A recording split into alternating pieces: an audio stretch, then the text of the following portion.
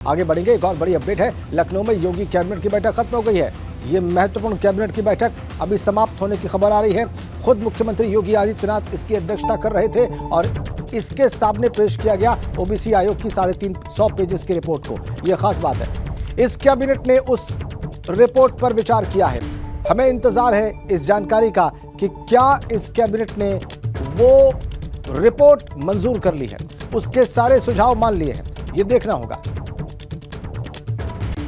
सुबह 11 बजे से बैठक शुरू हुई, 12 बज चुके हैं, 1 घंटे तक चली है लगभग, और यह बैठक अभी समाप्त होने की खबर आ रही है। योगी कैबिनेट की बैठक खत्म। चलिए सीधा आपको लखनऊ लिए चलते हैं। शैलेश अरोड़ा हमें ज्यादा अपडेट देंगे, इस बैठक के बारे में ज्यादा जानकारियां देंगे। हमारे साथ जुड़ चुके हैं लखनऊ से। शैलेश, क्या जानकारी आपके पास? शैलेश से हम बात करेंगे, लेकिन यह बैठक समाप्त हो गई है। योगी कैबिनेट की मुख्यमंत्री योगी आदित्यनाथ इसकी अध्यक्षता कर रहे थे और यह महत्वपूर्ण कैबिनेट की बैठक थी। इसके सामने 350 पेजेस की ओबीसी आयोग की रिपोर्ट को प्रस्तुत किया गया है। उसमें जो तमाम सुधार करने की बात है, जो तमाम सुझाव हैं, क्या इस कैबिनेट ने वो स्वीकार किए हैं, हमें इस जानकारी का इंतजार है। जल्दी हमारे संवाददाता स्पष्ट करेंगे कि इस कैबिनेट की बैठक में क्या हुआ है, इस ओबीसी आयोग की रिपोर्ट पर क्या कहा है कैबिनेट ने, कैबिनेट के सदस्यों की राय क्या है, कैबिनेट की राय क्या है, क्या मंजूर किया गया है, क्या सब कुछ स्वीकार कर लिया गया है या कुछ अंशों को अस्वीकार भी किया गया है इस रिपोर्ट की, ये देखने की बात है। फिलहाल जानकारी यह है कि लखनऊ में जो ये बैठक चल रही थी योगी कैबिनेट की, ये समाप्त हो गई। योगी कैबिनेट की बैठक खत्म हो गई है लखनऊ में, ये ताजा जानकारी इस वक्त निकल कर आ रही है लखनऊ से। सीएम योगी आदित्यनाथ स्वयं इस बैठक में मौजूद थे और यह बैठक फिलहाल समाप्त हो गई। कोई और भी प्रस्ताव था, इसकी भी जानकारी हम प्राप्त करेंगे अपने संवाददाता से।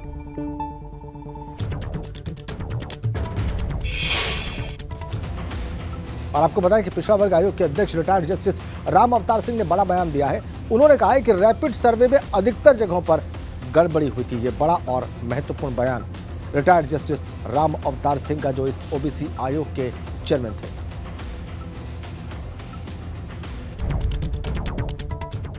उन्होंने कहा कि रैपिड सर्वे में कई जगहों पर गड़बड़ी हुई है।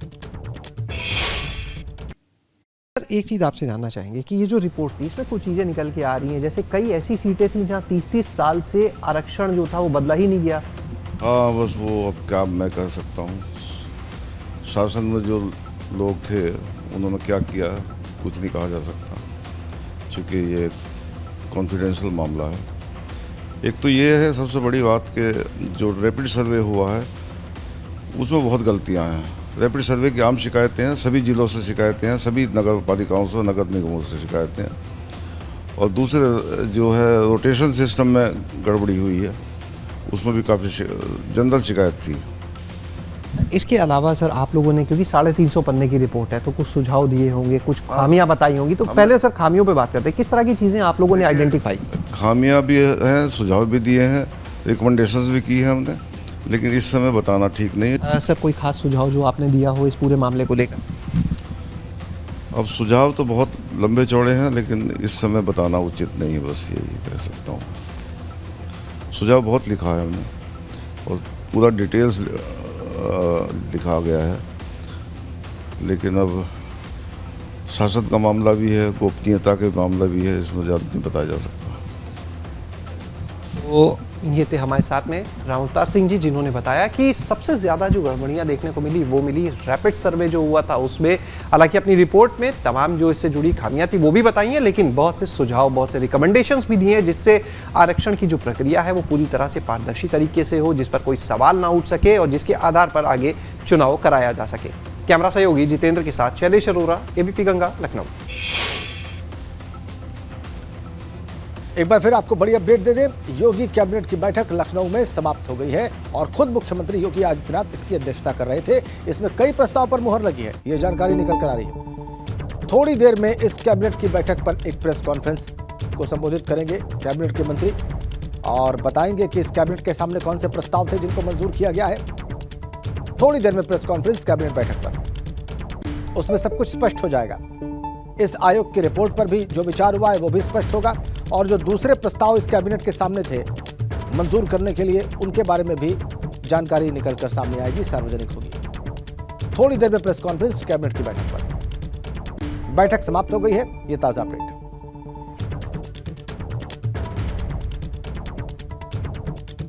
कैबिनेट की बैठक खत्म, थोड़ी देर में उस पर प्रेस कॉन्फ्रेंस। कई प्रस्ताव पर मुहर लगी है इस कैबिनेट की बैठक में।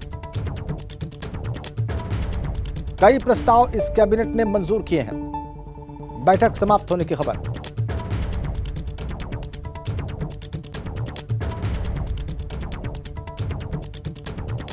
जैसे ही वो प्रेस कॉन्फ्रेंस शुरू होगी हम आपके सामने रखेंगे। किसी वरिष्ठ कैबिनेट मंत्री के द्वारा यह स्पष्ट किया जाएगा कि क्या स्वीकार किया गया है। और यूपी सरकार के अन्य मंत्रियों ने भी कहा है कि जल्द से जल्द निकाय चुनाव कराने के आदेश हैं और सरकार रिपोर्ट के बाद जल्द से जल्द चुनाव कराएगी। चुनाव के लिए शीघ्र से शीघ्र हमेशा तैयार हैं और विधिक कार्रवाई माननीय न्यायालय के अधीन है। जैसे ही पूर्ण होगी हम शीघ्र से चुनाव में जाएंगे। हम चुनाव के लिए शीघ्र से शीघ्र हमेशा तैयार हैं और विधिक कार्रवाई माननीय न्यायालय के अधीन है। जैसे ही पूर्ण होगी हम शीघ्र से चुनाव में जाएंगे। क्या लगता है कब तक चुनाव होंगे? देखिए, ये चुनाव प्रजातंत्र में एक व्यवस्था है और जैसे रिपोर्ट आ जाएगी संभावना है अप्रैल मई में चुनाव होने की। धन्यवाद। सीधा आपको लखनऊ लिए चलते हैं। जानकारियां देने के लिए शैलेश अरोड़ा हमारे साथ जुड़ चुके हैं, जिनकी नजर थी इस कैबिनेट बैठक पर। शैलेश, क्या जानकारी मिल रही है आपको?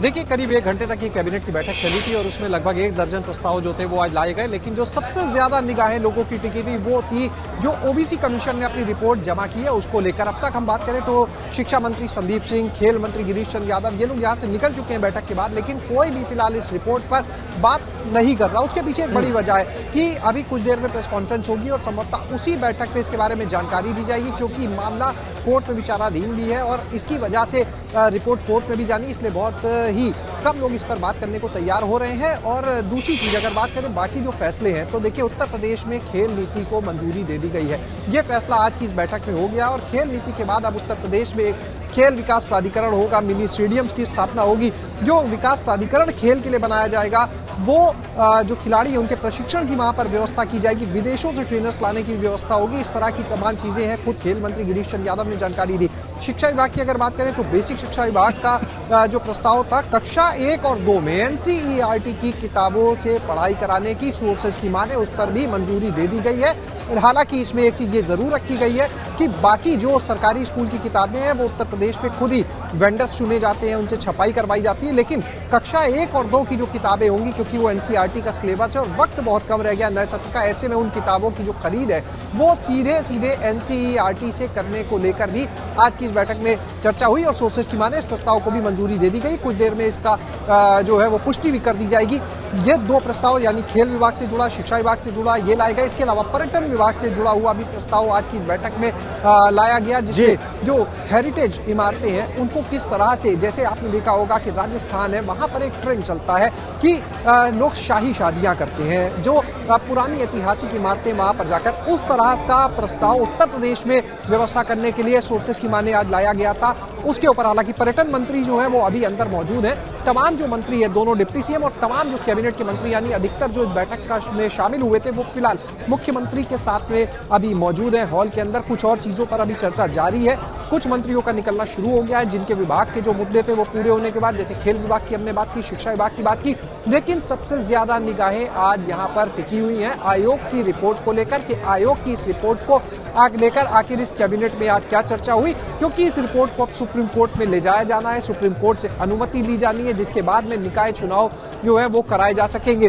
तो सबसे ज्यादा निगाहें उस पर, कुछ ही देर में उसकी तस्वीर भी राजेंद्र ने बताया साफ हो जाएगी और ये मानकर चलिए कि वो रिपोर्ट जो है मंजूर होते ही सुप्रीम कोर्ट में जाएगी सरकार और बताएगी, क्योंकि कोर्ट ने देखिए 31 मार्च तक का समय दिया था, लेकिन उससे पहले ही अगले 1 हफ्ते के अंदर कोर्ट में जाने की सोर्सेज की माने तो तैयारी चल रही है। और देखिए जब ये रिपोर्ट लागू होगी, जब नए सिरे से आरक्षण होगा, तो प्रदेश में तमाम सियासी समीकरण भी बदलेंगे। राजेंद्र, सियासी समीकरण इसलिए क्योंकि आयोग के जो अध्यक्ष हैं उन्होंने एबीपी गंगा से एक्सक्लूसिव बातचीत में इस बात को माना है कि कई जगह पर जो आरक्षण था उसको लागू करने में गड़बड़ियां हुई है। तो ऐसे में जब वो आरक्षण बदलेगा, जैसे कुछ सीटें थी जहां पर 30-30 साल से आरक्षण बदला ही नहीं गया था, तो ऐसे में जब वो बदलेंगी चीजें तो निश्चित रूप से तमाम ऐसे सियासी दिग्गज होंगे जो एक ही जगह से कई बार से पार्षद हैं, तो संभवतः उनको सीट ना मिले इस बार, वहां की सीट के जो समीकरण है वो बदल जाए।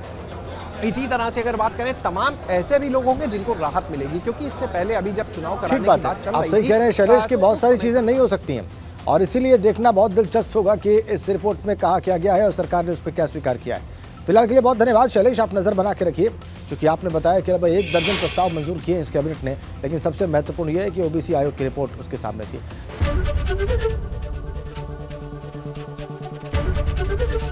एबीपी गंगा, खबर आपकी, जुबान आपकी।